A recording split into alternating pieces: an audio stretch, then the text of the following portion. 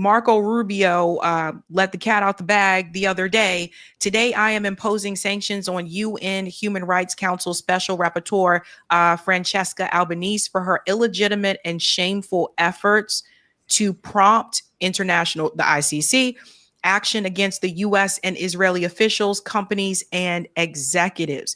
Albanese's campaign of political and economic warfare against the U.S. and Israel will no longer be tolerated. We will always stand by our partners in their right to self-defense. The U.S. will continue to take whatever actions we deem necessary to respond to lawfare and protect our sovereignty and that of our allies. She is just saying this is genocide, what's happening. It's genocide. There's no other way of putting. Every day, 147, 150, 220 Palestinians are murdered by the Israelis and the Americans in Gaza. People who are simply trying to get water for the children who don't have clean water, trying to get food for their starving family. That's their only crime. And they're being murdered to prove a point, to establish a presence. And that they're dropping bombs on schools. They're dropping bombs on hospitals. It happens every day. And Americans wake up, and instead of crying, throwing up, the normal things you would do when confronted with atrocities this level, we just move on because we're numb to it now. The Israelis have succeeded in turning mass murder into a mind-numbing exercise to the extent that because we can't absorb the pain anymore, we collectively just move past it. Fortunately, there are people like Francesca out there who continue to hold the moral compass up there and shine a light on this. But it's really disturbing how accustomed we've become to large numbers of dead Palestinians. What I would ask people to do is take the time to go and research the history of the Warsaw Ghetto. The Warsaw Ghetto, Warsaw was the capital of Poland. And what the Germans did in the ghettos, the first thing they did is they took the Jews of Warsaw and they consolidated them into a single area, concentrated them. And then they began to transport them out. And then they began the destruction of the ghetto. Literally, everything that was done to the Jews of the Warsaw Ghetto is being done to the Gazans of the Palestinians of Gaza. It's the same thing on a scale that's even greater. This is literal genocide. It meets every word. The Israelis themselves can't even defend this anymore. They will say, no, it's not genocide, but they admit, they have their soldiers are saying it's a free fire zone. We go in there and we're allowed to kill everybody. Everybody. We do without any consequence. None.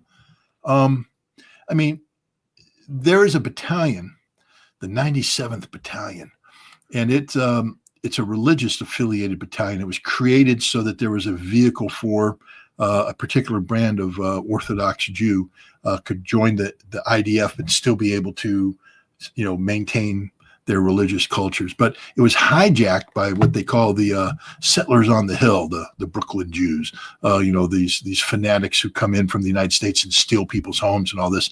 They came in and hijacked this. They had to be moved out of Palestine and sent to the Golan Heights because even the Israelis said these guys are just raping and murdering and killing, and it's out of control. But then they've taken them and they've brought them back to Gaza and they celebrate their activities. Now, this most recent ambush of Israeli forces hit the 97th pretty hard. It's a brutal but wonderful example of karma, if you ask me. I'm not supposed to promote violence, but the people who committed some of the most outrageous atrocities against the Palestinian people over the years were brought to justice by Hamas. But we have Americans there right now. Americans are there as contractors who are killing Palestinians with no consequence on videotape. They're bragging about it. This should be, the FBI should be seizing these videotapes and arresting these people, and they should be charged with murder and war crimes. But no, they're going to be given medals and paychecks, and because the Palestinians don't matter. This is what Ms. Albanese was talking about. This is what she's been trying to bring attention to. And now she's labeled, a practitioner of lawfare against the United States. freedom of speech means something. Freedom of speech means you're free to speak. And if the United States is concerned about her words, then our response should be to put out better words. Does Israel and Gaza even get resolved under this presidency? Because Donald Trump and Benjamin Netanyahu were talking about, we found a couple of countries to take them in. So they're talking about ethnically cleansing the land. The land. They're talking about emptying the Warsaw Ghetto. Is what they're talking about. Let's just call it what it is. Let's not pretend it's anything other than a Nazi-like elimination of a targeted population. That's what they're talking about. The bad news for Trump and Netanyahu is there's this organization called Hamas, and they're not losing. And they're just going to continue to fight. So this will go on for as long as Hamas can continue to resist. And Hamas has shown the ability to resist in sustained fashion. I mean, they're increasing the scope and scale of their resistance.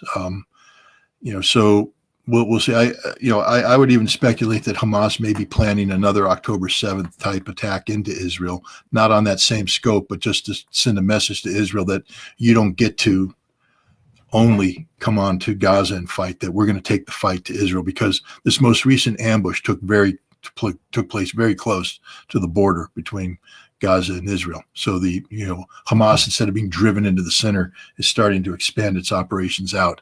So I wouldn't be surprised if someday we wake up to find out Hamas took over another kibbutz just to send a signal to Israel that, you don't get this fight isn't determined by you, it's determined by us.